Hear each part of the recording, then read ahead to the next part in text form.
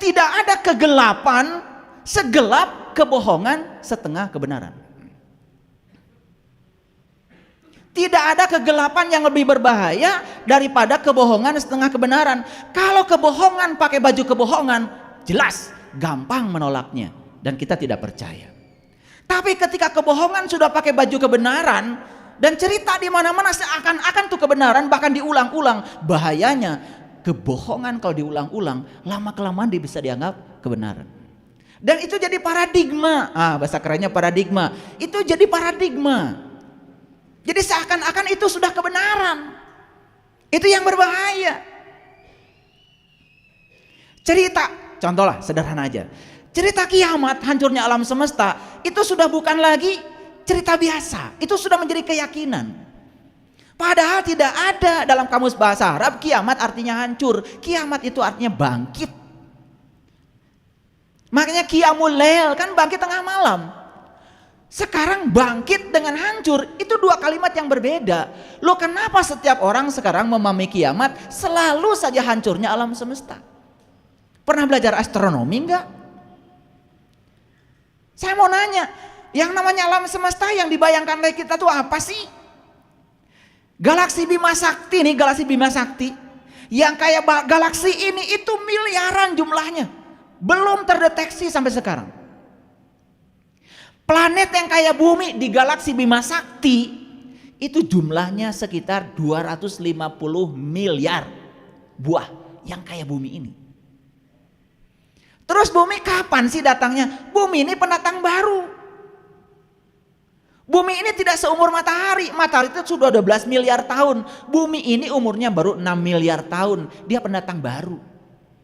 Dan suatu saat bumi juga bisa hilang. Hanya debu kecil yang terapung-apung di semesta raya yang besar ini. Terus kalau kiamat hancurnya alam semesta, yang mana yang hancur? Saya pengen nanya.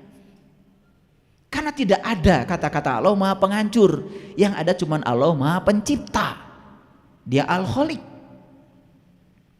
Sudahlah, kiamat yang itu gak usah dipikirkan.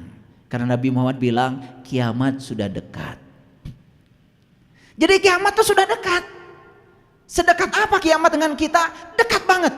Karena yang memutuskan kita mau kiamatnya kapan, ya kita sendiri. Karena kiamat artinya bangkit. Bangkit dari ketidaksadaran, itu kiamat. Bangkit dari lupa, itu namanya kiamat. Bangkit dari kematian, itu namanya kiamat. Kematian apa? Bukan kematian yang sesungguhnya.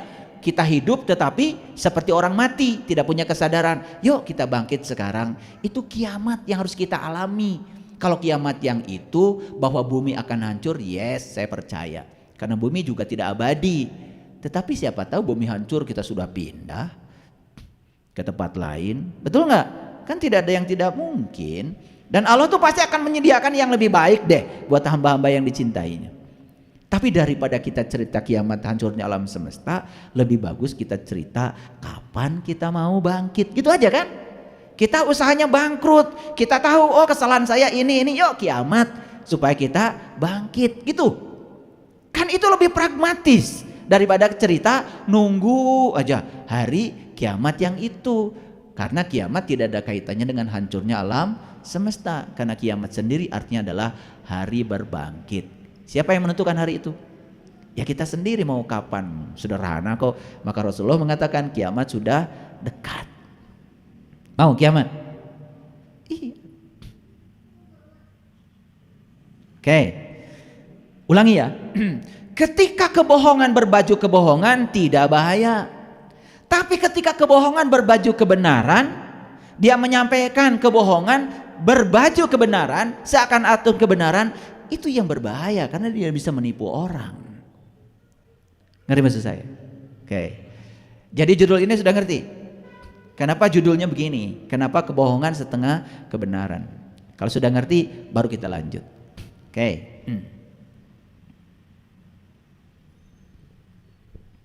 Sedikit saya bicara tentang kebohongan.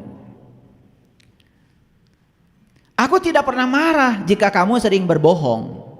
Tetapi aku kesal pada diriku sendiri sebab aku tidak akan lagi mempercayaimu. Ngerti maksudnya? Aku tidak marah kamu berbohong padaku, tidak marah. Tetapi aku menyesal pada diriku sendiri karena aku menjadi tidak percaya kepada kamu. Itu bahayanya bohong. Ngerti? Gitu. Satu kebohongan sudah cukup untuk mempertanyakan semua kebenaran. Orang ini benar terus bicaranya, satu kali aja dia berbohong. Semua kebenaran yang pernah dia bicarakan akan dipertanyakan. Itu ruginya berbohong. Oke? Sebuah kata-kata yang jujur, kata-kata jujur yang mungkin menyakiti untuk sementara lebih baik daripada sebuah kebohongan yang nantinya akan menyakiti seumur hidup. Jadi saya mau nanya dulu sebelum saya lanjutkan kajian ini. Mau nggak mendengarkan saya jujur? Tetapi menyakiti untuk sementara waktu. Daripada saya berkata bohong, walaupun kelihatannya enak sekarang, padahal akan menyakiti seumur hidup. Jadi saya tanya dulu, mau saya jujur atau bohong? Nah, pasti kalau ditanya jawabannya itu. Tapi nggak apa-apa kan sakit sementara waktu daripada sakit seumur hidup. Betul nggak? Kalian dengar cerita ada dua malaikat Munkar dan Nakir yang akan menanyain di kubur. Sampai sekarang kan sudah jadi cerita umum. Pokoknya kalau orang mati akan ditanyai dua malaikat di dalam kubur. Percaya? Maaf kalau saya dari dulu dari kecil udah mikir, masa iya orang mati ditanya-tanya, nggak ada kerjaan malaikat. Lagi hidup aja belum tentu bisa jawab, apalagi sudah mati. Kemudian pakai kegendir kan? Iya, kalau tidak bisa jawab, wah jadi mengerikan soal kematian itu. Padahal mati itu sekarang kita udah ngalamin. Siapa yang belum merasakan mati? Hah? Siapa yang belum merasakan mati? Hah? Kalian kemana aja? Lihat saya semua. Ini napas sekarang keluar masuk nggak? Coba sadari, keluar masuk kan napas? Keluar masuk kan? Masuk napas hidup, keluar napas mati, masuk napas lagi hidup, keluar lagi mati. Bukannya kita tuh sekarang sudah hidup mati? Kemana aja kalian? Mati itu cuma gini, napas keluar nggak masuk lagi, gitu aja kok. Disebut menghembuskan napas yang terakhir. Pernah dengar? Ini apa? Ketinggian gitu ngaji sama saya? Nih, napas masuk hidup, napas keluar mati, cuman keburu masuk lagi. Jadi tidak terasa karena matinya singkat sekali. Jadi kita tuh sekarang sudah mengalami rasanya mati. Terus kenapa mesti takut? Kan sudah diajari dari sekarang. Makanya ketika kita mati tuh nanti cuma gini aja, napas keluar gak masuk lagi, gitu aja. Disebut menghembuskan napas terakhir. Kemana napas? Ke sini. Kemana? Ke sini. Kelihatan? Ke sini. Ya Allah. Jadi sekarang sadar kalau kalian sudah mati? Sudah, cuman singkat sekali. Seperti itu mati. Loh, kenapa takut? Pertanyaan itu bukan di kuburan yang itu. Kuburan tuh nih jasmani kita. Yang terkubur di sini jiwa kita. Jiwa itu punya pembimbing dua di sini, Allah dan Rasulnya. Di sini tuh ada Allah dan Rasulnya, ada Nurullah dan Nur Muhammad yang ngapit jiwa kita. Makanya pertanyaan dua, Munkar dan Nakir. Jadi pertanyaan itu pertanyakan sekarang, siapa Allah saya, siapa Rasul saya? Tanya di sini, mumpung kita masih ada di kuburan. Ini kuburan itu jasmani kita. Kan disebutnya juga jisim kuring. Jisim itu adalah jasmani, kuring itu yang kakurung. Kalian tuh kalau ngomong asal aja. Sim kuring. Sim kuring itu jadi jisim kuring. Jisim itu jasad, kuring itu yang kakurung. Siapa? Jiwa kita. Nah jiwa itu supaya tidak merana, pertemukan dia dengan Allah dan Rasulnya. Jawab dua malaikat, Munkar dan Nakir. Sekarang di sini. Makanya keluarlah Quran yang mengatakan waman kana fi hadihi a'ma wa huwa fil akhirati a'ma wa adallu sabila. Siapa yang jumpa Tuhan di dunia, maka dia akan jumpa Tuhan di akhirat. Siapa yang tidak jumpa Tuhan di dunia, tidak akan jumpa Tuhan di akhirat. Wa adallu sabila, akibatnya jalan dia jadi adol. Adol itu sesat. Nggak bisa pulang. Nyangsang di pohon mangga. Paham? Jadi kalian tuh sibuk aja tiap hari ya, ngurusi yang tidak pasti, yang bernama kehidupan. Tapi tidak pernah mengurusi yang pasti, yang bernama kematian. Padahal tidak ada yang lebih pasti dari kematian. Lucu ya, hidupnya sibuk aja mengumpulkan yang akan ditinggalkan, tetapi tidak menerotas jalan untuk pulang. Elehku sirem. Itu semut ya, kalau keluar terus aja. Saya perhatikan itu kalau semut ya. Kadang-kadang memperhatikan semut ya, saya perhatikan kalau saya lagi di WC. Makanya WC itu saat yang sangat hening itu. Karena kita sedang jujur pada diri sendiri. Coba di WC itu telanjang kita ya. Kita lihat cermin, kelihatan jeleknya kita. Apalagi lagi pup, baunya juga terasa sama kita. Betul nggak? Iya. Saya kadang-kadang suka malu sendiri. Nah kalau lagi gitu biasanya ada semut jalan jauh gitu. Kok bisa balik lagi? Dan jalannya itu.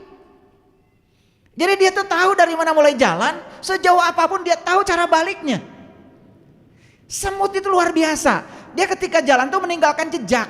Makanya dulu waktu kita pramuka kan mencari jejak. Sayang mencari jejaknya itu malah sama guru pramuka kan kita dibikin susah. Padahal mencari jejak tuh kayak semut maksudnya. Supaya kita tidak susah pulang. Jadi makanya saya nanya sama semut, kamu hebat. Kata semut, iya dong. Karena saya sepanjang saya jalan, saya meninggalkan jejak. Dan saya ngikuti jejak saya lagi ketika saya pulang. Itu kata semut. Percaya sama saya? Jangan percaya. Kan kalian belum bisa berdialog dengan semut. Kalau sudah bisa baru percaya. Jangan percaya, oh mentang-mentang yang ngomong saya. Jangan percaya kalau belum mengalami. Saya udah cerita. Saya cerita dengan pohon pete udah. Cerita dengan pohon nangka sudah. Saya udah cerita. Dan ternyata semua bisa diajak bicara. Kalau kita tahu bahasanya. Bahasanya satu kok, bahasa cinta. Lanjut dulu. Harusnya kita meninggalkan jejak nih sekarang nih. Jejak apa? Jejak kebaikan. Dan siapapun yang meninggalkan jejak, bangun tidur tuh yang dipikirkan, siapa yang orang hari ini saya bahagiakan ya? Siapa orang yang hari ini harus saya bahagiakan? Maka tidak pernah keluar dari mulutnya kecuali illa qila salaman salaman. Gak ada yang keluar dari mulutnya kecuali ucapan damai dan mendamaikan. Bikin jejak. Coba. Sehari itu kalian bikin jejak. Bagus. Matinya gak akan susah. Karena sudah punya jejak.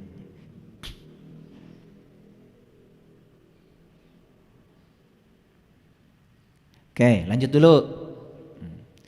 Seorang pembohong tidak pernah jadi pembohong ketika dia lupa berbohong.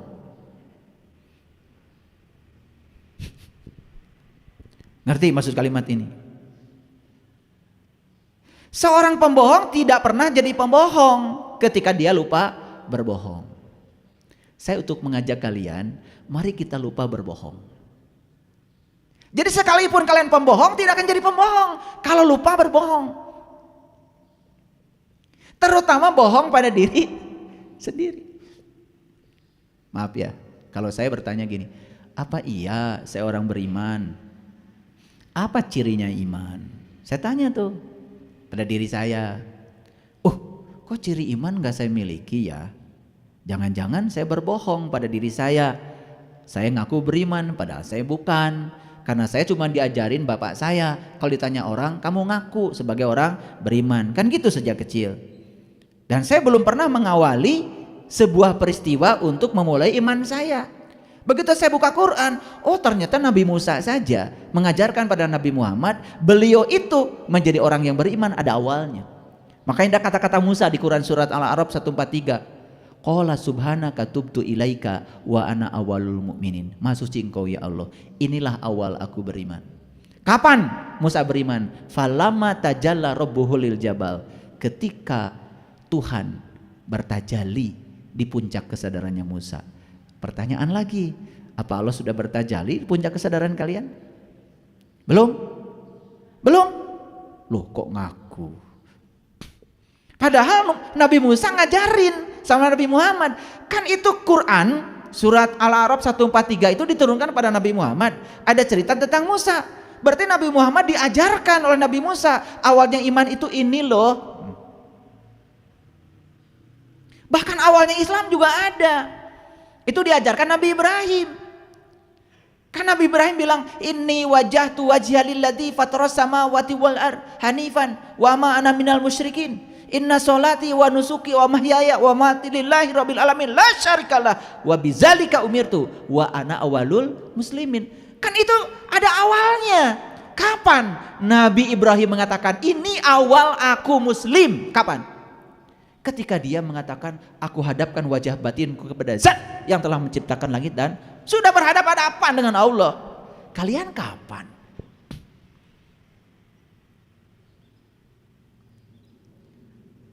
Sakit memang mendengarkan ini sementara, gak apa-apa, tetapi akan sembuh selamanya. Karena jujur itu memang mahal, terutama jujur pada diri sendiri, daripada terus-menerus kita mendidingi diri dengan kebohongan. Oke? Seorang pembohong tidak pernah jadi pembohong ketika dia lupa berbohong. Jadi saya hari ini mengajak pada kalian semua, yuk kita lupa berbohong. Pernah mengucapkan gini, inna sholati, pernah, wa nusuki, pernah, wa mahyaya, pernah, wa mamati, pernah, lillahi rabbil alamin. Sering diucapkan kalimat itu? Sering. Kenyataannya begitu. Hidupmu buat Allah, matimu buat Allah. Kenyataan begitu.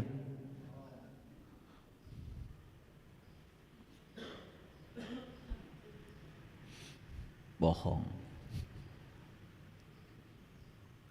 Makanya saya ngajak, ayo kita lupa berbohong. Sekalipun hari ini kita pembohong, tidak jadi pembohong saat lupa berbohong. Karena pembohong akan kelihatan berbohong saat dia sedang melakukan kebohongan. Suka baca bismillahirrahmanirrahim? Bismillahirrahmanirrahim. Atas nama Allah yang Maha Pengasih dan Maha Penyayang. Ya Allah, aku datang ke semesta ini direncanakan oleh-Mu untuk tujuan-Mu, bukan untuk tujuanku ya Allah. Aku hanya kepanjangan tangan-Mu untuk menyampaikan cinta kasih-Mu. Aku mewakili Engkau Tuhan yang Maha Pengasih dan Maha Penyayang. Suka begitu? Ngomongnya. Faktanya? Tahu artinya pengasih? Pengasih itu artinya memberi tanpa pilih kasih. Yang baik sama kita diberi, yang tidak baik sama kita tetap diberi. Bahkan yang tidak baik diberinya lebih banyak. Semoga jadi tambah baik. Yang baik sama kita dikasih, yang pelit lebih banyak. Makanya saya sama istri saya, khusus untuk saudara-saudaraku yang pelit, saya kasih oleh-olehnya selalu lebih banyak. Jadi ada yang nanya sama saya, kenapa kok si Atu oleh-olehnya banyak? Karena dia pelit. Jadi harus dikasih lebih banyak. Itu cara Allah itu memberikan kasih itu begitu.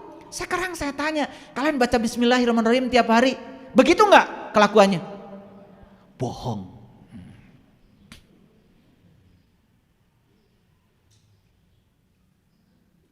Ada lagu itu, gak apa-apa gak punya duit juga tetap senang. Gimana tuh lagunya? Hah? Hati senang walaupun tak punya uang. Bohong gitu kan. Bohong. Bohong. Cuma lagu aja. Baik, jadi pembohong itu tidak jadi pembohong kalau lupa berbohong. Saya doakan kalian lupa berbohong. Tadi baca Bismillahirrahmanirrahim bohong? Alhamdulillah, segala puji habis buat Allah. Dipuji terbang, dihina tumbang. Bohong. Wih, kalau saya urut dari Bismillah, Alhamdulillah, terus bohongnya banyak ya. Tambah lagi, iyyaka na'budu wa iyyaka nasta'in. Hanya kepadamu aku menyembah. Hanya kepadamu aku minta tolong. Betul, yang disembah cuman Allah. Kalau yang disembah cuman Allah, ya hasbi Allah. Harusnya cukup dengan Allah. Kenyataannya bohong.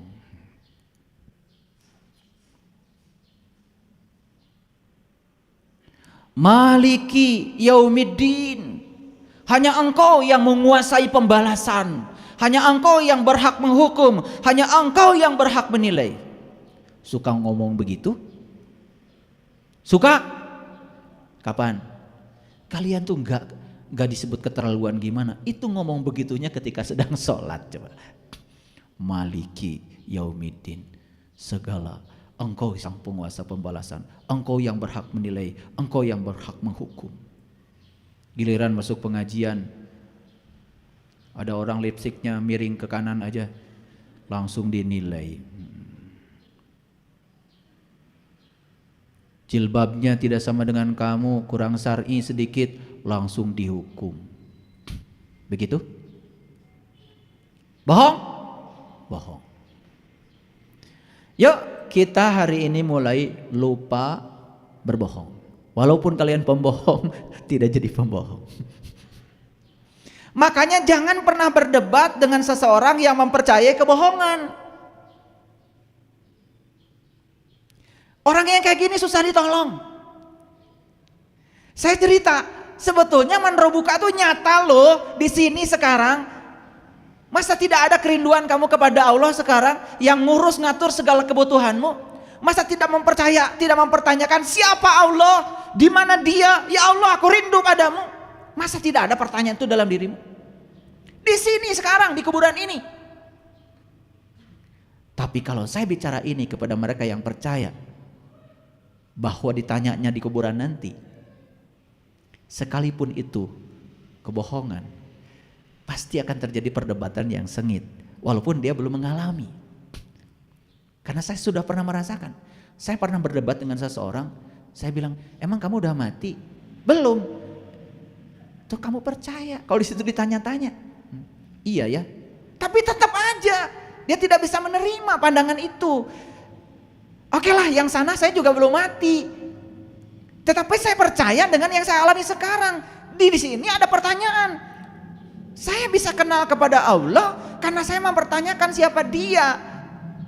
Di sini sekarang di kuburan ini. Dan itu yang bisa saya lakukan sekarang. Dan itu yang saya bisa percayai sekarang. Yang ada bukti langsung saya rasakan sekarang. Paham? Oke. Ini peringatan dari saya. Jangan pernah berdebat dengan seseorang yang mempercayai kebohongan.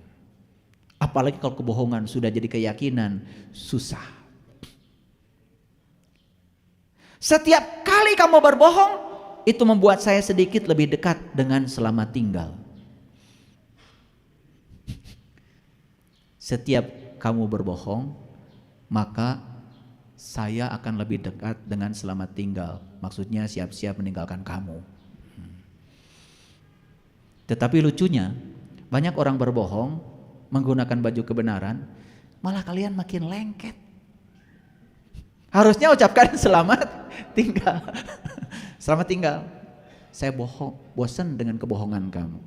Karena kalau kebohongan sudah berbaju kebenaran, ini kan berbahaya. Seperti yang saya bilang, kecuali si kebohongan tadi pada saat selesai berenang, dia pakai baju kebohongan lagi. Mungkin kita jelas melihatnya kan?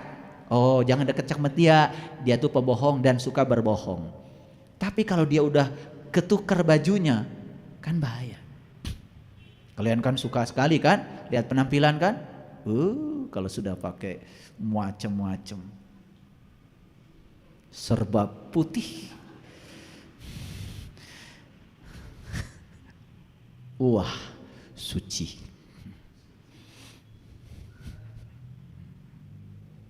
Begitu keluar dari mulutnya adalah hujatan, fitnahan, umpatan. Bahkan setiap orang yang berbeda dengan dirinya dianggap salah. Padahal perbedaan itu adalah lumrah. Justru kalau orang yang sudah suci itu harusnya dia siap menerima segala perbedaan, bahkan bisa menghargai perbedaan itu sebagai perbedaan. Orang yang sudah selesai dengan dirinya sendiri tidak pernah usil pada orang lain. Orang melakukan kesalahan gak apa-apa, karena dia baru sampai di situ kesadarannya. Kita doakan saja semoga dia sadar. Karena setiap kesalahan yang dilakukan ada buntutnya, ada risikonya. Risiko akan mengajarkan dia untuk tidak melakukan kesalahan lagi tanpa harus kita. Karena kebenaran punya mekanisme sendiri untuk menunjukkan dirinya tanpa kita. Maaf nih, saya bicara sama kalian. Karena sebentar lagi memasuki bulan Ramadan. Mau puasa kalian? Yaudah kalau mau puasa, puasa aja. Jangan bikin spanduk, hormati yang sedang berpuasa. Kalian tuh apa sih? Katanya yang puasa lebih waras daripada yang tidak puasa. Tapi yang puasa minta dihormati sama yang dianggap tidak waras oleh yang puasa. Apa spanduk itu waras atau tidak waras?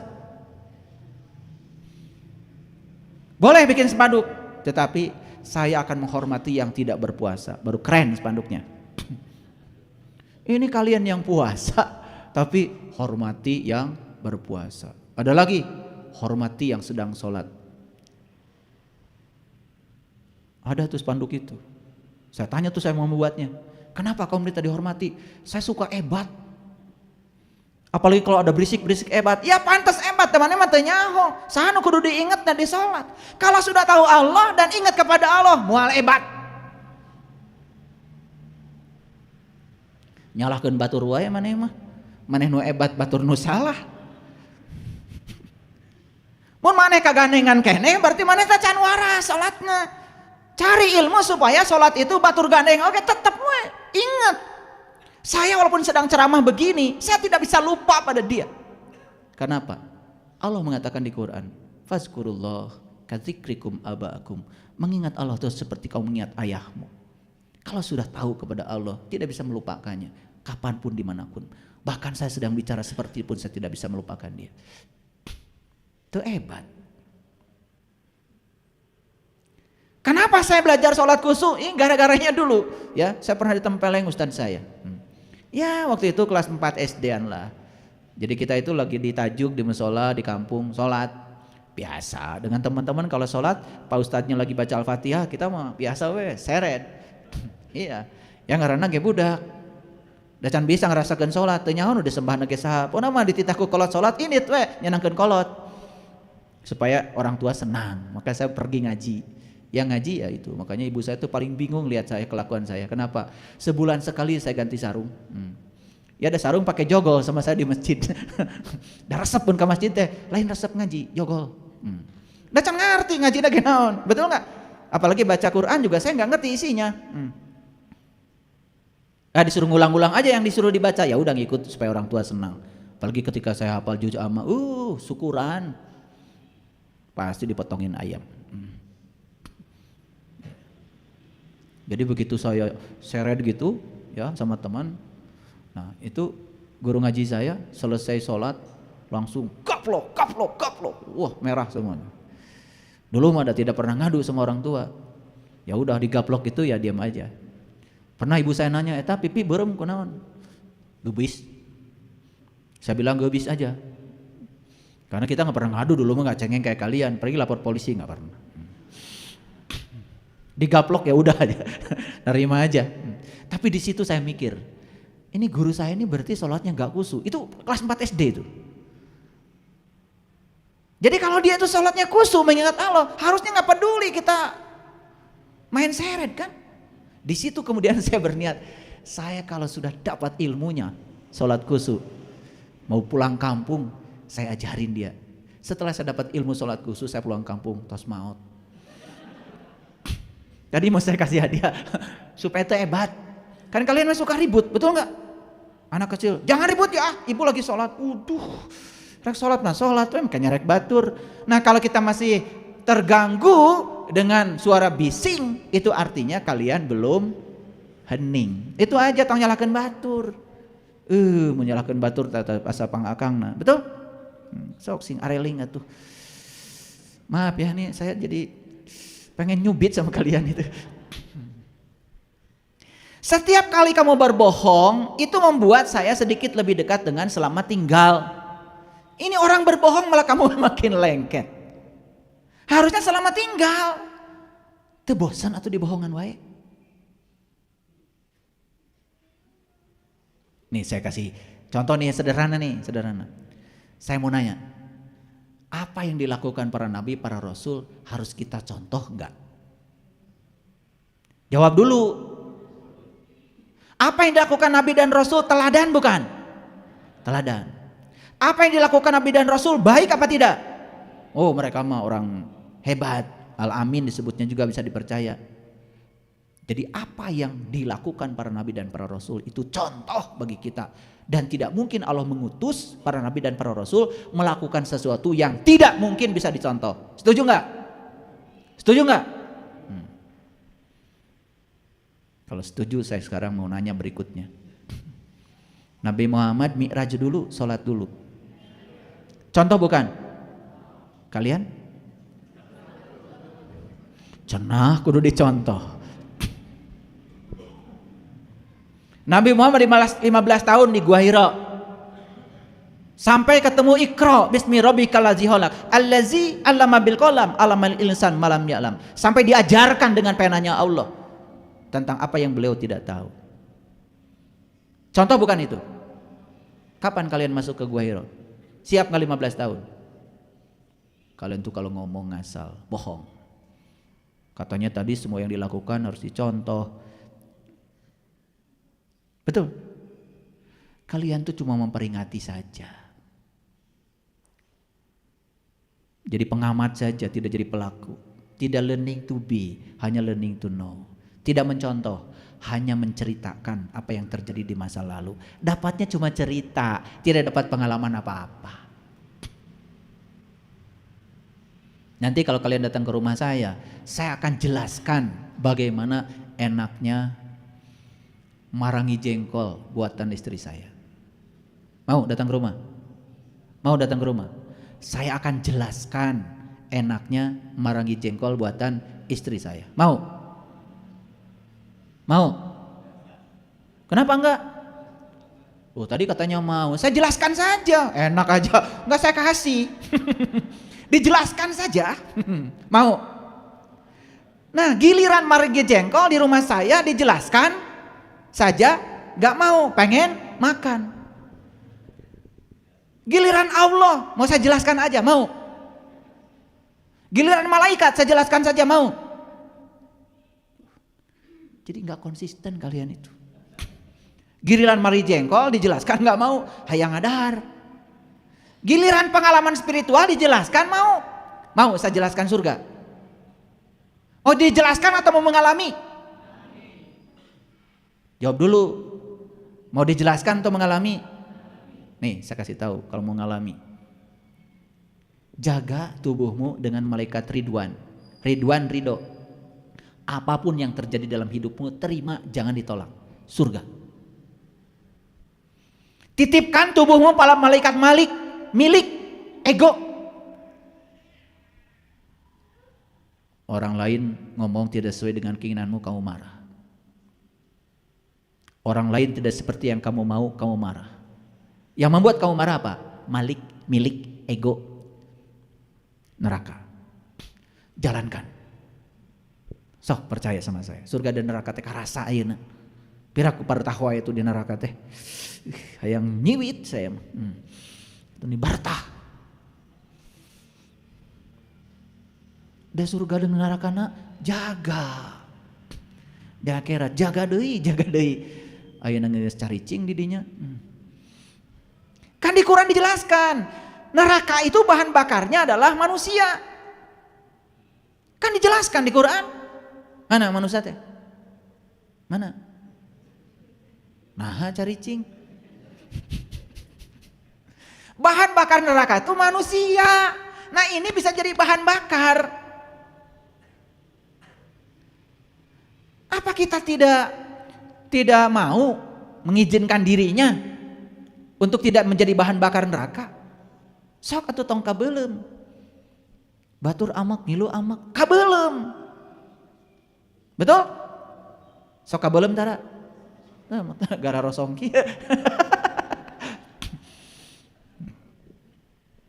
Tidak masalah seberapa banyak kebohongan yang kamu buat, tetapi yang penting adalah bagaimana kamu membuat kebohongan itu menjadi kenyataan. Ngerti kalimat ini? Tidak masalah seberapa banyak kebohongan yang kamu buat, tetapi yang penting adalah bagaimana kamu membuat kebohongan itu menjadi kenyataan. Pertanyaan, bisa nggak kebohongan bisa menjadi kenyataan? Mual bisa. Da ngarang bohong mah. Raresep tapi. Jadi tidak peduli berapa banyak kamu punya kebohongan, nggak peduli. Yang paling penting bagaimana kebohongan menjadi kenyataan. Jaga teh, jaga. Maraneh teh bakal asup padang mahsyar. Di padang mahsyar mah panon poe teh nyorot deket teu panas. Ari akang ira ti ditu teuing urang can ka ditu. Jeung percaya we maraneh mah. Padang mahsyar teh ayeuna. Maka di Quran dikatakan kamu harus menyaksikan bintang di langit yang terdekat, bintang di langit yang terdekat. Di Quran surat An-Najm jaraknya cuman sejengkal. Bisa ayeuna. Disitulah pentingnya kita ketemu dengan guru yang waras, yang bisa membimbing kita untuk mengalami pengalaman itu sekarang. Akhirat, surga, neraka, padang mahsyar bakal kealaman ayeuna. Kalau sudah lihat matahari sejengkal itu panas. Yang ada cuma hangat-hangat air mata. Bagja tenang batin itu. Sanajan duit lo bage tenang we.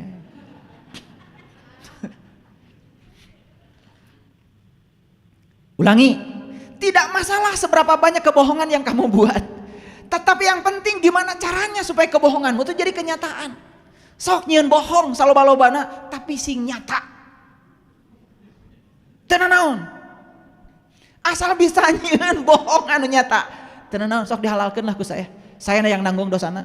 Khusus kebohongan yang ini.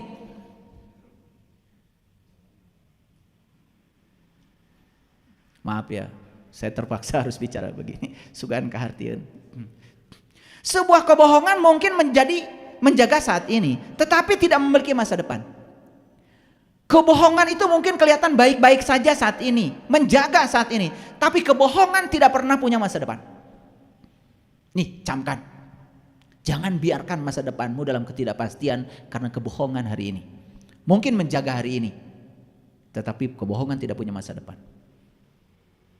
Kebohongan hanya akan menyelamatkanmu untuk sementara, tapi menghancurkanmu selamanya. Jadi supaya tidak bisa dibohongi gimana caranya? Tahu? Tahu? Sudah tahu caranya? Sadar.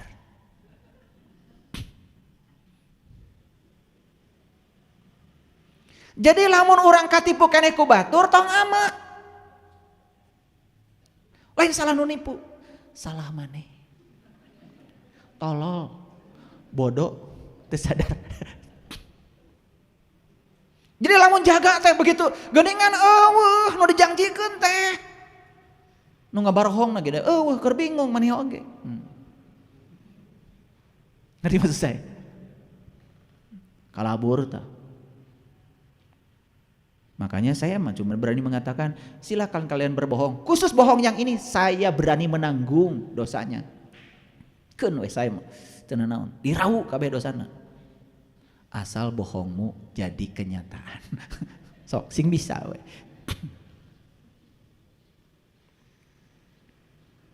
Jadi kebohongan itu akan menyelamatkanmu sementara, tapi menghancurkanmu selamanya. Jadi jangan biarkan masa depanmu dalam keadaan ketidakpastian. Jadi kalau ditanya sama saya, nanti kalau mati kamu selamat apa celaka? Wallahu alam. Kamu nanti kalau nyawa di kerongkongan melihat apa buta? Wallahu alam. Itu bisa gitu hirup mah. Kudu ti ayeuna.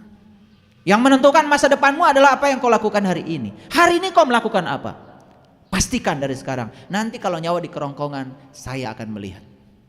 Sesuai dengan perintah Quran. Falaula idza balagatil hulkum wa antum hina idin tangdurun wa nahnu aqrabu ilai minkum walakin la tubsir.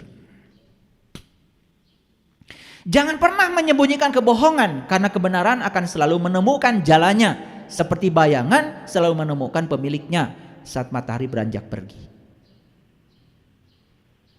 Kebenaran yang membuat kita menangis lebih baik daripada kebohongan yang membuat kita tersenyum. Saya bicara sama kalian semuanya hari ini pasti.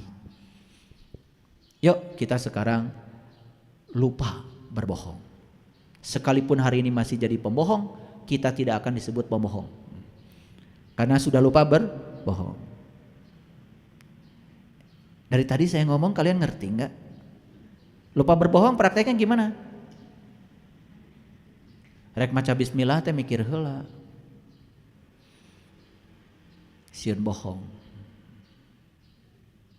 Mun geus sanggup Gusti abdi bade ngawakilan Gusti ngadugikeun Rahman jeung Rahimna Gusti. Mun geus nyaahan geus welasan asihan teu cegekan ka batur sok bismillahirrahmanirrahim. Angkat di bumi teh. Bismillahirrahmanirrahim. Atas nama Allah yang Maha Pengasih dan Maha Penyayang, jangan sampai ada orang yang berkurang kebahagiaannya bertemu denganku ya Allah. Aku akan menyampaikan cinta kasih-Mu tanpa pilih kasih. Wani gitu. Can wani entong. Saya pernah pada situasi di mana saya tidak berani mengucapkan kalimat itu. Begitu saya baca hadis kullu amrin zibalin la yubdahu fi basmalah fahuwa aqta. Setiap pekerjaan yang tidak dimulai dengan atas nama Allah putus tidak menjadi amal. Saya pernah pada situasi itu. Makanya kalau kita mengerti kedalaman isi Al-Quran, tidak sembarang kita mengatakan doa. Kalian kan baca doa aja, Allahumma rabbana la tuzigh qulubana ba'da idh hadaitana wa hab lana min ladunka rahmatan innaka antal wahhab. Suka baca doa itu? Suka? Ngerti? Keur saha? Keur maraneh gitu? Baca tuh esina. Allahumma rabbana, ya Allah Tuhanku, la tuzigh qulubana, jangan pesongkan lagi kolbu kami. Ba'da idh hadaitana, setelah kolbu ini mendapatkan petunjuk. Iraha maneh kolbuna menang petunjuk. Iraha. Da urang masa robana dibaca we asan urang. Gitu. Suka baca doa itu? Suka. Kalian kan ngumpulin robana terus tiap hari. Itu doa hanya untuk orang yang kolbunya sudah terbuka, sudah mendapatkan petunjuk dan tidak mau lagi tersesat, tidak mau pesong lagi. Allahumma rabbana la tuzigh qulubana ba'da idh hadaitana wa hab lana min ladunka rahmatan innaka antal wahhab. Ya Allah, jangan kau tutup lagi kolbuku yang sudah terbuka. Jangan pernah kau tutup lagi tirai yang sudah terbuka ini. Izinkan aku untuk selalu menatap kemuliaan wajah-Mu ya Allah. Itu doanya diucapkan untuk mereka yang sudah terang benerang kolbunya. Itu yang dikatakan Rabi'ah Adawiyah. Ya Allah, jika aku ibadah kepadamu karena mengharapkan surga darimu, berikan saja surga itu kepada mereka yang menginginkannya. Dan jika aku ibadah kepadamu karena aku takut nerakamu, masukkan aku ke dalam nerakamu ya Allah, bangkakkan. Biarkan hanya tubuhku saja ada di neraka itu. Tapi satu permintaanku ya Allah, jangan pernah kau halangi agar aku selalu menatap kemuliaan wajah-Mu ya Allah. Orang yang sudah tahu terang itu seperti apa rasanya, Masuk lagi gelap itu pasti nggak mau. Tapi orang yang sekarang berada di kegelapan, betah di kegelapan, belum tahu terang, dia juga betah di kegelapan. Jujur saya kasih tahu kalian, ada yang pernah hidup tanpa listrik? Acungkan tangan. Ada yang pernah hidup di zaman tanpa listrik? Ada? Yes. Di mana? Gorontalo. Sama dengan saya. Saya kalau subuh itu ya, bangun tidur itu ini udah penuh dengan jelaga. Ya itu pakai cempor itu. Ini ada sahabat kita dari Gorontalo. Begitu saya tahu listrik, saya nggak mau lagi tanpa listrik. Sekarang kalian sudah terasa kalau listrik mati sejam, seperti apa rasanya? Itulah pentingnya doa yang tadi, Allahumma rabbana la tuzigh qulubana ba'da idh hadaitana wa hab lana min ladunka rahmatan innaka antal wahhab. Jangan ya Allah, jangan pesongkan lagi kalbu kami. Setelah Engkau menunjukkan diri dalam kalbu kami, setelah Engkau menampakkan diri dalam kalbu kami, setelah Engkau membukakan tirai yang menutupi kalbu kami ya Allah, izinkan aku untuk selalu menatap kemuliaan wajah-Mu ya Allah. Kalian cuma baca satu doa itu saja kalian menangis. Kalian baca doa itu gak ngerti karena orang lain baca doa itu. Dan kalian tidak berhak membaca doa itu kalau masih tertutup kalbunya sampai hari ini. Kan ba'da idh hadaitana, setelah engkau mendapatkan petunjuk. Baca.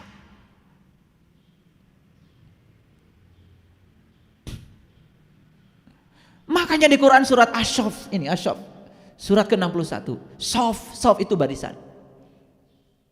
Quran surat Asy-Syaff itu mendidik kita supaya kita berada di barisan terdepan di hadapan Tuhan. Sof itu menjadi sof menjadi sufi. Makanya para sufi itu adalah orang-orang yang sudah berada di barisan terdepan di hadapan Tuhan. Kenapa? Sudah terbuka mata kalbunya, bisa menatap kemuliaan wajahnya.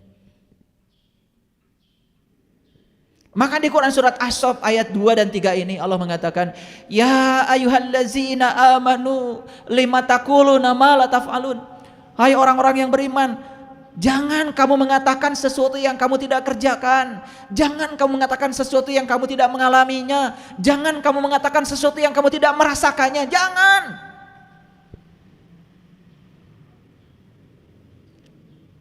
Ini yang diperingatkan orang beriman.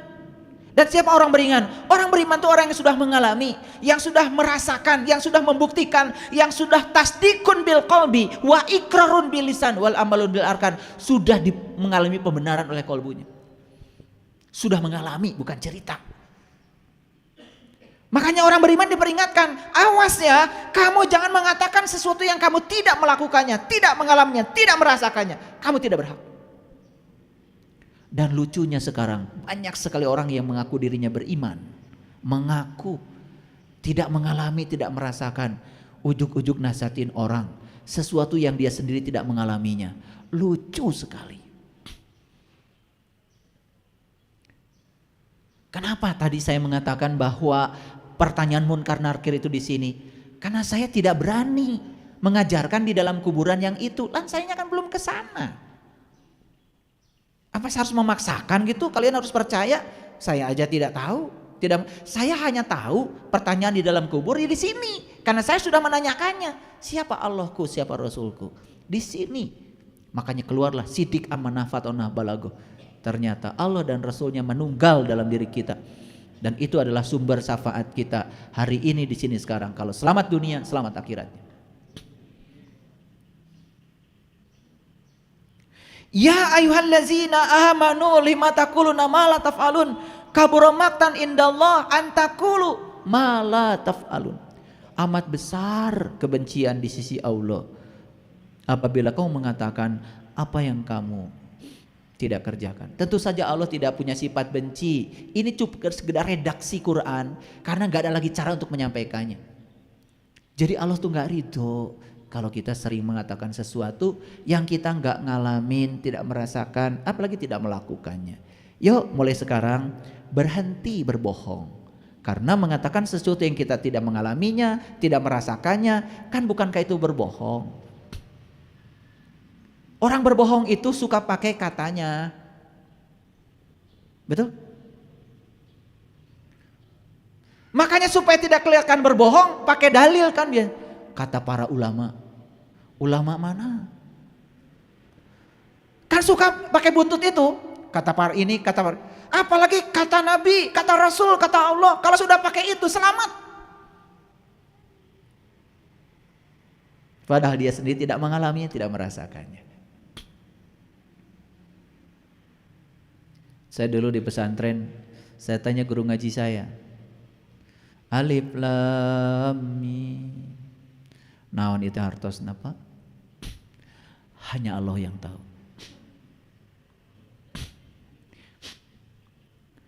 Saya pulang dari pesantren, saya merenung aja. Sugan we di pesantren lain. Saya nanya lagi.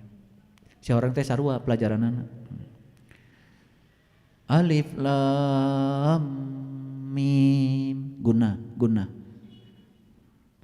Dengungnya harus betul. Alif lam mim. Kurang.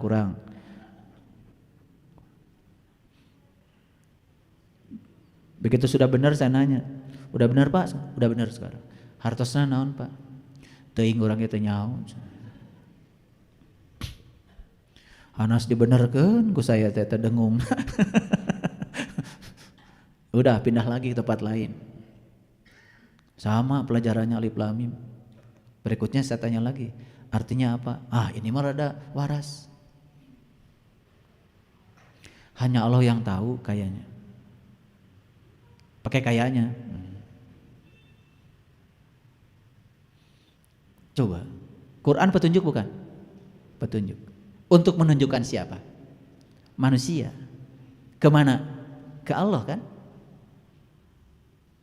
Ini kalau kalian susah gini, kalian masuk ke jalan tol, ada petunjuk kan? Di jalan tol tuh gini, Jagorawi kanan, jauh keneh, tuh, ya. Tapi kalau mau keluar di Jati Asih kiri, ada petunjuk kan? Bayangkan kalau kita nggak bisa baca petunjuk itu, tersesat kan? Oke. Nah kita itu petunjuk jalan tuh. Di dunia aja kalau kita masuk jalan tol salah baca petunjuk kan kita tidak sampai di tujuan. Harusnya ke Jagorawi malah ke Jati Asih. Di dunia yang bersifat materi. Ini perjalanan spiritual, sudah ada petunjuk namanya kitab suci.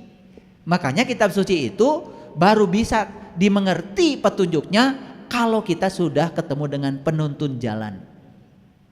Nah kalau kita ingin tahu petunjuk ini artinya apa, petunjuk ini artinya apa, tanda lalu lintas, yang ditanya siapa? Siapa yang ditanya? Yang gitu aja kalian pusing. Ingin tahu arti rambu-rambu lalu lintas di jalan, siapa yang ditanya? Polisi. Awas, bukan polisi bagian kriminal, polisi bagian lalu lintas. Terus sadayana polisi ge ngartieun, daya bidangna. Paham? Gitu. Terus Pak polisi ditanya, Pak ini maksudnya lambang ini apa? Pak polisinya bilang, hanya polisi yang tahu. Kumaha ieu teh polisi teh ari nyieun petunjuk rambu lalu lintas teh keur saha? Ya sama aja. Ketika Allah ditanya, ya Allah, alif lam mim teh apa maksudnya? Cek Allah teh, hanya Allah yang tahu. Atuh ngarah naon? Diutuskan ke Nabi Muhammad, difirmankan kepada para nabi, para rasul, ari Allah wungkul menu terang. Nah, kalau kita mengatakan alif lam mim hanya Allah yang tahu, kan selamat. Padahal aslinya hanya kita yang tidak tahu. Tapi kalau bilang hanya Allah yang tahu, selamat. Makanya kalau ingin mencari selamat, udah tuduhkeun we ka Allah. Naon we tuduhkeun we ka Allah. Ngan karunya we Allah teh nya. Jadi kambing hitam wae. Naon ibu teh eta gering. Da dipaparin gering ku Allah. Padahal di Quran enggak ada kata-kata gering ti Allah. Di Quran cuma ada apabila kamu sakit Allah yang menyembuhkan. Fa iza maritu fahuwa yasfin. Apabila kamu sakit Allah yang menyembuhkan. Ai gering mah buatan maneh. Ngan Allah mah sanajan eta buatan maneh tetep dicageurkeun da ku welas asihna. Sugan Allah trek nyagerkeun teh. Ya gering maneh naon? Mencret Gusti. Bolongan sia daharna sembarangan. Teu kitu Allah mah. Begitu tahu mencret, tenang cek Allah teh. Keun lah urang cagerkeun. Tama. Tapi ada ikhtiarnya. Ya, ada ikhtiar. Ikhtiarnya pakai duit.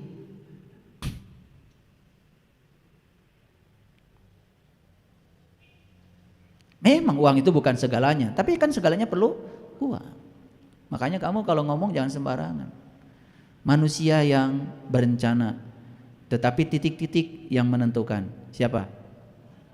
Saldo. Baik, teruskan dulu. Ya tentu saja saldo dari Allah. Dalam mun teu ikhtiar mah teu diridhoan ku Allah mal aya saldo ge. Tapi yang sebenarnya wujud yang nyatanya adalah Allah. Saya sedang membangun Jelekong. Kita mau bikin di sana, ya, tempat kita ngaji yang representatif biar parkirnya luas di sana. Kita punya tanah 4 hektar. Ya. Kalian tuh kalau doakan saya bukan semoga lancar, nggak perlu doa itu saya. Kirim duit. Pasti lancar. Jadi sekarang sudah mulai bergeser. Jadi ya, semoga ya guru dilancarkan, nggak perlu basa-basi. Maaf ya, kirim duit baru lancar. Karena semoga itu kalau nggak ada duit ya nggak akan lancar. Jadi udah stop ya, itu basa-basi kayak gitu stop. Jadi mulai sekarang saya tidak mau lagi lihat di grup ada semoga dilancarkan, dimudahkan. Enggak. Kirim duit. Jadi kalau saya mau ngasih pengumuman itu langsung nomor rekeningnya berapa, gitu. Baru itu doa yang benar. Belajar ya doa itu yang benar, yang wujud. Jangan terus ya. Iya. Paham maksud saya? Ya, supaya paham aja. Maka ada 3 asas ilmu. Yang pertama, ilmu itu harus memiliki asas koherensi. Koheren. Ilmu itu tidak boleh bertentangan dengan akal pikiran kita. Tidak boleh. Contoh. Ini saya kasih tahu nih. Allah bersama kita enggak? Bersama kita. Allah lebih dekat daripada urat nadi leher kita kan? Kata siapa? Kan kata Allah yang ngasih alamat. Wa huwa ma'akum, aku bersama kalian, kata Allah. Wa nahnu aqrab ilaihi min hablil warid. Berarti Allah juga lebih dekat daripada urat nadi leher. Setuju sampai situ? Itu ayat pertama kali datang pada siapa? Pada Nabi Muhammad kan? Berarti Allah sedang bicara dengan siapa? Dengan kalian atau dengan Nabi Muhammad? Jadi kalau bilang ke Nabi Muhammad, wa huwa ma'akum, dan dia selalu bersama kamu.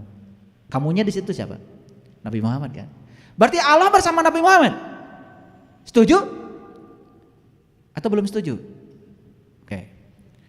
Kemudian Allah berfirman ke Nabi Muhammad, wa nahnu aqrab ilaihi min hablil warid. Muhammad, kaulah teh deket yang anjeun, bahkan lebih deket daripada urat nadi leher anjeun. Berarti itu alamat berlaku enggak untuk Nabi Muhammad? Berarti Allah dekat dengan Nabi Muhammad. Dekat dengan Nabi Muhammad? Kenapa tuh kalian selalu bicara Nabi Muhammad teh patepang jeung Allah teh tebih pisan.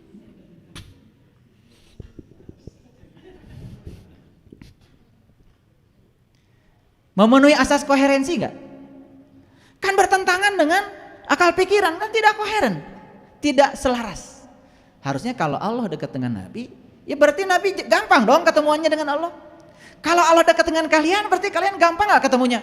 Gampang harusnya, dekat. Masuk akal gak yang saya sampaikan?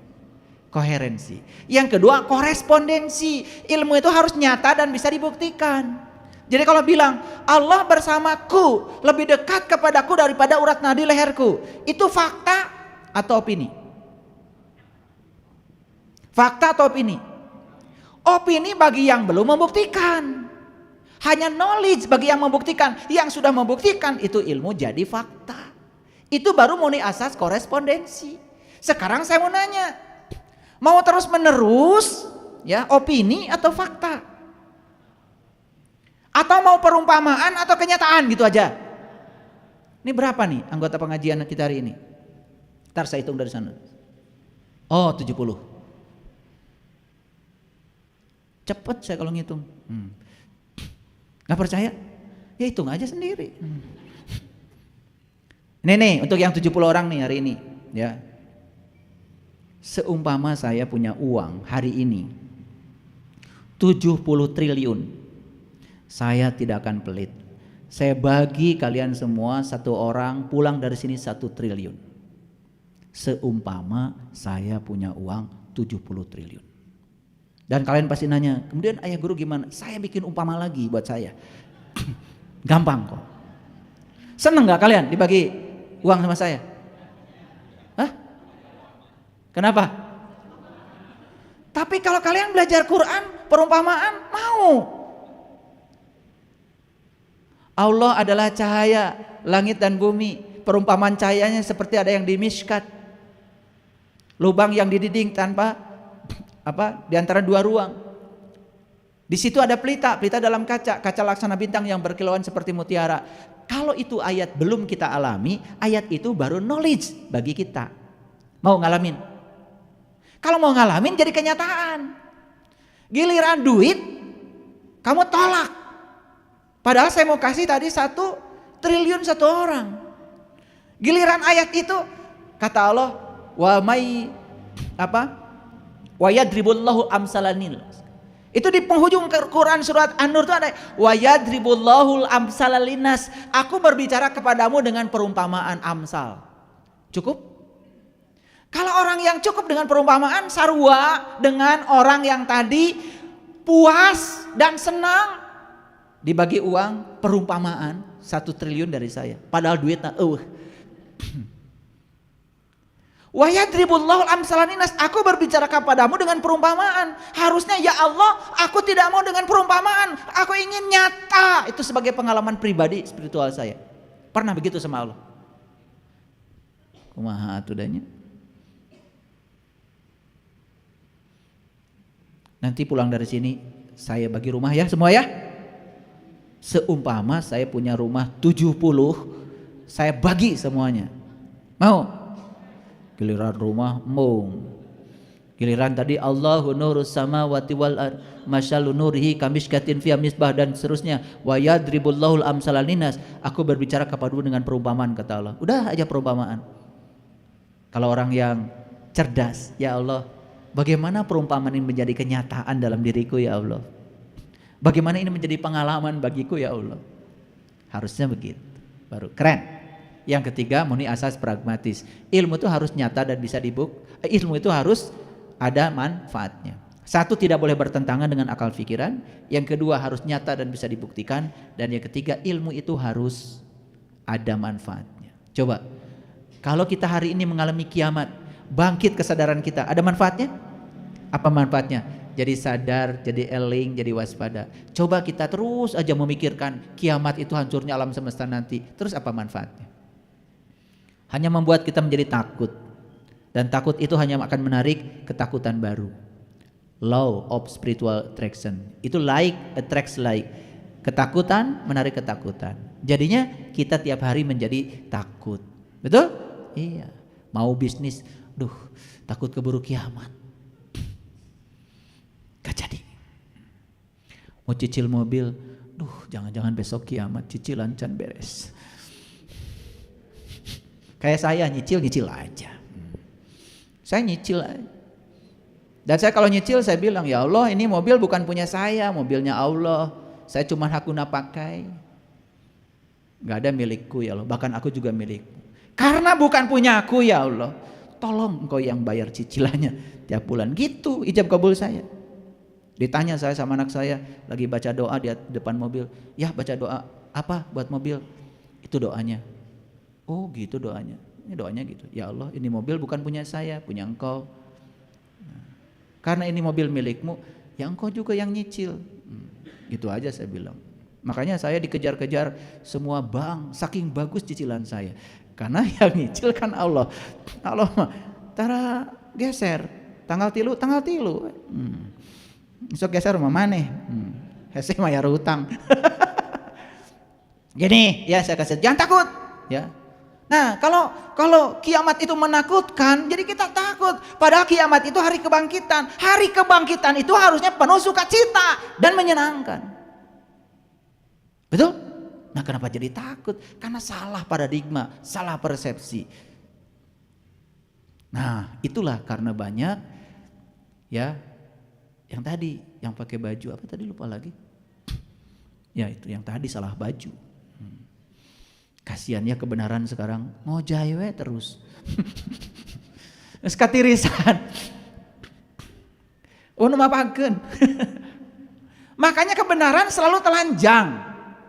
Kebenaran itu selalu telanjang karena kebenaran itu objektif.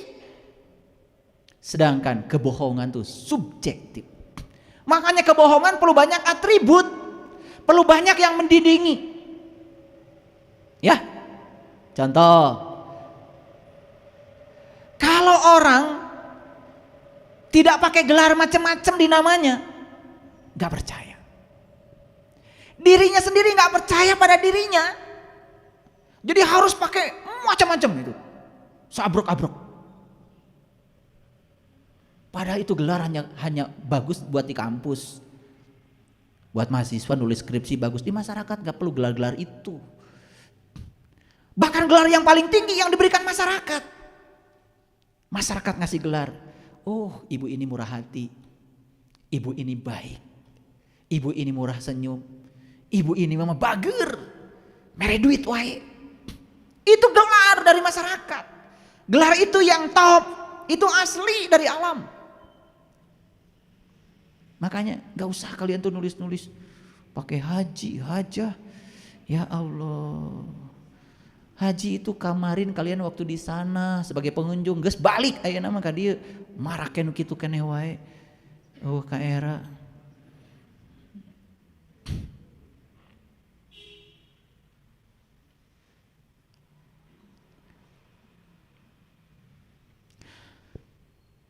Kebohongan sering terjadi karena apa? Satu, berdusta dan saksi dusta. Mengatakan yang tidak benar. Yang kedua, senang melakukan rekayasa dan manipulasi. Jadi rekayasa atau manipulasi itu menyiasati atau mengarahkan orang lain ke suatu tujuan, terutama yang menguntungkan dirinya sendiri. Kadang-kadang orang berbohong, sering disebut tipu-tipu kan, gitu. Yang ketiga, asal bapak senang. Ini juga suka menimbulkan kebohongan. Asal bapak senang tuh ABS. Ini tidak terjadi hanya di lingkungan pekerjaan. ABS itu bisa terjadi juga di masyarakat. Asal orang lain senang. Padahal kebohongan itu umurnya pendek. Betul? Iya, tidak punya masa depan kebohongan itu. Yang keempat, fitnah dan umpatan itu juga kebohongan. Karena fitnah dan umpatan itu sangat jahat. Sebab yang difitnah tidak hadir dan tidak selalu mengetahuinya. Sehingga seringkali tidak dapat membela diri. Kamu melakukan fitnah dan melakukan umpatan pasti di belakang orang. Dan orangnya tidak dihadirkan. Itu kejahatan yang luar biasa. Itu kebohongan yang luar biasa. Mending kalau orangnya ada, bisa klarifikasi. Tapi kamu mengumpat orang, membicarakan orang. Sementara orang yang dibicarakannya tidak ada. Itu kejahatan yang luar biasa. Itu sebabnya fitnah lebih kejam daripada tidak memfitnah. Ya. Jadi ada yang menganggap sepele itu fitnah. Merekayasa pembicaraan tentang orang. Itu kebohongan. Dan orangnya tidak dihadirkan. Itulah kejahatannya. Oleh karena itu para sahabat, saya kenapa mengatakan kebohongan sering terjadi di 4 dimensi ini dalam hidup, supaya kita bisa menyadarinya. Oleh karena itu, mari kita mulai hari ini lupa berbohong.